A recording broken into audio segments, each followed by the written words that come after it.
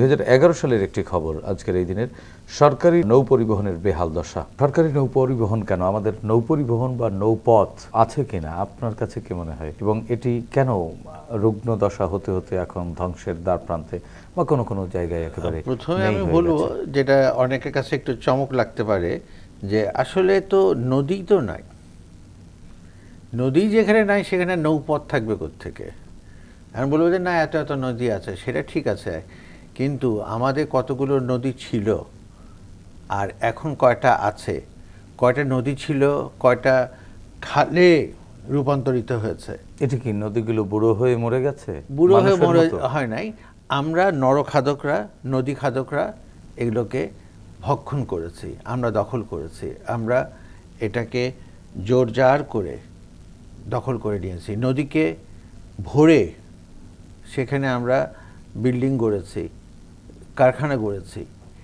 এইভাবে, আর বিশেষ করে গত 15 বছরে এই ফ্যাসিস্ট আমলে কিভাবে যে প্রকৃতিকে ধ্বংস করা হয়েছে কল্পনা করা যায় না, একেবারে কল্পনা করা যায় না।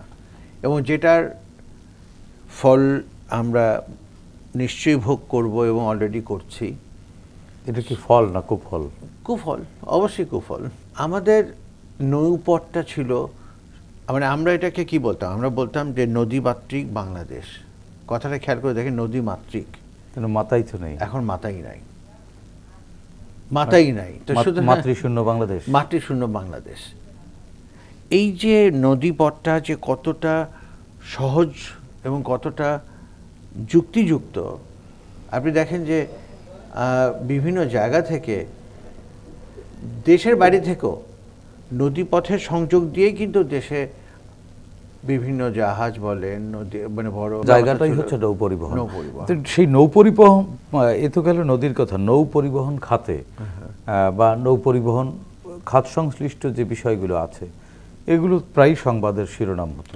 এটার মূল কারণ হচ্ছে কি, যে আমরা অহেতুক এবং অযথা এত বেশি দলীয়করণ করে ফেলি, যে আমরা আগের সরকারের বা আগের আমলের কোনো কিছুকেই, ভালো জিনিসগুলোকেও নেই না। ফলে একটা প্রজেক্ট অর্ধেক যে আটকে যায়, 1/4 যে আটকে যায়, 3/4 যে আটকে যায়। এই যে আটকে যাচ্ছে, আটকে যাবার ফলে এটা তো আর, পয়সা তো আমার যাচ্ছে। হ্যাঁ, পয়সা তো আমার যাচ্ছে। তখন কি হচ্ছে, পয়সা কিন্তু ডবল যাচ্ছে। যতটুকু খরচ হয়েছে, যতটুকু চুরি হয়েছে, সেটা হলো একটা জিনিস। তার সাথে এই যে প্রকল্পটাই বাতিল হয়ে গেল, যার জন্য আপনি দেখবেন যে বহু জায়গায় মাঠের ভেতরে কালভার্ট, সেটার কোনো মানে এন্ট্রি পয়েন্টও নাই, অ্যাপ্রোচ রোড নাই, মানে রাস্তাই নাই, কিন্তু একটা কালভার্ট ঝুলে আছে। মানে চুরির এত উৎকৃষ্ট উদাহরণ পৃথিবীর আর কোথাও নাই। বেড়ে যায় কেন এটি? এটা যাচ্ছে একটাই কারণ, সেটা হলো যে আমাদের ভেতরে দেশপ্রেমের চরম অভাব। আমরা দেশপ্রেম না, তাহলে তো আমরা সকালবেলা উঠেই জাতীয় সঙ্গীত গাই, আমার সোনার বাংলা আমি তোমায় ভালোবাসি। আমরা আমার সোনার বাংলা আমি তোমায় ভালোবাসি গানটা গাই, কিন্তু আমরা কেউই এই গানটাকে অনুধাবন করি না, ধারণ করি না, এবং এই গানটা মানিও না, এবং বাংলাকে সোনার বাংলাও মনে করি না, বাংলাকে সোনার বাংলা মনে করি না। অথচ এটা কিন্তু সত্যি সত্যি সোনার বাংলা। এমন একটা দেশ যেখানে বীজ ছড়িয়ে দিলে, ছিটিয়ে দিলেই গাছ উঠে যায় সোনা ফলে। সেই দেশটাকে আমরা ধ্বংসের দ্বার প্রান্তে নিয়ে গেছি। বিগত রিজিম তাহলে এটি, এই যে মনে করেন হাজার হাজার কোটি টাকা, লাখ লাখ কোটি টাকা দুর্নীতি করলো নৌ পরিবহন খাতে। আমরা খুন, গুম এগুলো নিয়ে কথা বলছি, এগুলো নিয়ে কথা শুনি, আমরা এই সংশ্লিষ্ট বিষয়গুলো নিয়ে কথা শুনছি না। এটি কি চোরে চোরে মাসতুতো ভাইয়েরা এখনো রয়ে গেছে? এখনো চোরে চোরে মাসতুতো ভাই রয়ে গেছে, এবং এটার যে শ্বেতপত্র প্রকাশ করা উচিত ছিল সেটা তো হয়ই নেই। আমি একদম খুব ছোট্ট, মানে আমাদের ম্যাগনিটিউড অফ করাপশন কি, সেটা খুব ছোট্ট একটা উদাহরণ আমি আপনাকে বলি। আমাদের এখানে পদ্মা সেতু করা হলো, এটার প্রাক্কলিত ব্যয় মানে এস্টিমেটেড কস্ট ছিল 8.5 কোটি টাকা। সেটা বাড়তে বাড়তে 40-এ গেল, রেল লাইন বাদ দিয়ে। রেল লাইনটা আলাদা হয়ে গেল, কিন্তু এটা কিন্তু ওই ভেতরেই ছিল, প্ল্যানের মধ্যেই, এবং এটার দৈর্ঘ্য হলো 6.3 কিলোমিটার।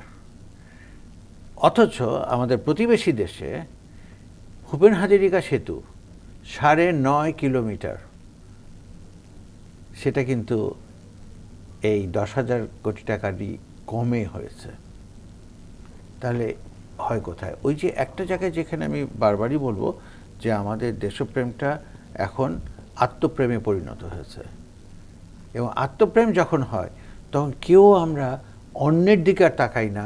অন্যের দিকে না তাকালে পরে তখন দেশের দিকেও তাকানো হয় না, মানে একেবারে যে যার মতো করে, যে যার মতন আত্মকেন্দ্রিক জীবন, একেবারে আত্মকেন্দ্রিক। এবং এটা যে কত বড় ধ্বংসাত্মক একটা প্রচেষ্টা বা প্রক্রিয়া এটা। এবং এইসব কারণে কি আসলে 2024-এর আগস্ট অবশ্যই এসব কারণে, অবশ্যই এসব কারণে, কারণ মানে একেবারে অবিসম্ভবই ছিল না, প্রত্যাশিত ছিল? এটা প্রত্যাশিত ছিল, প্রত্যাশিত ছিল। হয়তো কেউ আন্দোলন না করলেও এটাই হতো, এটাই পড়ে যেত। এটা ধরেন যে 24শে জুলাই শুরু হয়েছে বা জুলাইতে আন্দোলনটা শুরু হয়েছে, সেখানে হয়তো বা এটা আর 1-1.5 মাস, 2 মাস বা 3 মাস পরে হতো, এর বেশি আর যেত না। এর বেশি আর যেত না। কারণ হলো মানে এমনভাবে অত্যাচার, অন্যায়, নিপীড়ন, দুর্নীতি সব কিছুতে আপনি দেখেন, পানি দিয়ে ইঞ্জেকশন দিয়ে, ওই যে কি ডাক্তার শাহেদ না কি জানি, শাহেদ একজন, তার রিজেন্ট হাসপাতাল, ভুয়া একটা জিনিস, মানে মানুষের জীবন নিয়েও ছিনিমিনি খেলেছে এই লোকগুলো, ভুয়া সার্টিফিকেট দিয়েছে করোনার। তো তখন সরকার চোখ বন্ধ করে রেখেছে। কেন চোখ বন্ধ করে রেখেছে? ওই লোকটা জানতো যে কাকে কাকে কোথায় কি ভেট দিলে তার কোনো সমস্যা হবে না। মানে শেষ রক্ষা হয়নি, কিন্তু এটাই করতো। অনেকেই কিন্তু পার পেয়ে যাচ্ছে, অনেকে পার পেয়ে যাচ্ছে। ওই যে আপনি যে বললেন একটু আগে একটা কথা, যে চোরে চোরে মাসুতো ভাই, মাসুতো ভাইরা তো রয়ে গেছে, তারা তো পরিচিত, অবশ্যই পরিচিত। এবং এখানে আসলে আমরা যদি মনে করি যে রাতারাতি আমরা এটাকে একেবারে বদলে ফেলবো, একটা মানে খুব সহজ সরল একটা দেশ হয়ে যাবে, কেউ কোনো অন্যায় করবে না, কেউ চোখ তুলে তাকাবে না, এরকম হবে না। এখানে খুব স্পষ্টভাবে আমাদের বুঝতে হবে যে আমরা একটা অত্যন্ত বাজে অবস্থার ভিতরে নিজেদের চারিত্রিক থেকে শুরু করে সব কিছুই আমরা নষ্ট করে ফেলেছি।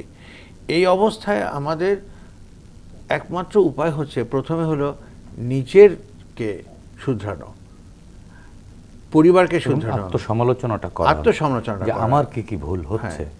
আমরা কিন্তু শুধু হলো আরে সাহেব আপনি আজকে কি সুন্দর একটা শার্ট পরেছেন, আপনি যা বললেন ওরে বাবা, মানে দুর্দান্ত ব্যাপার, মানে মোসাহেবি। এই মোসাহেবি না, ওটা বলেন, কিন্তু তার সাথে এটাও বলেন যে আপনার শার্টটাতে একটা দাগ পড়েছে, একটা ময়লা ছিল, এটাও বলেন।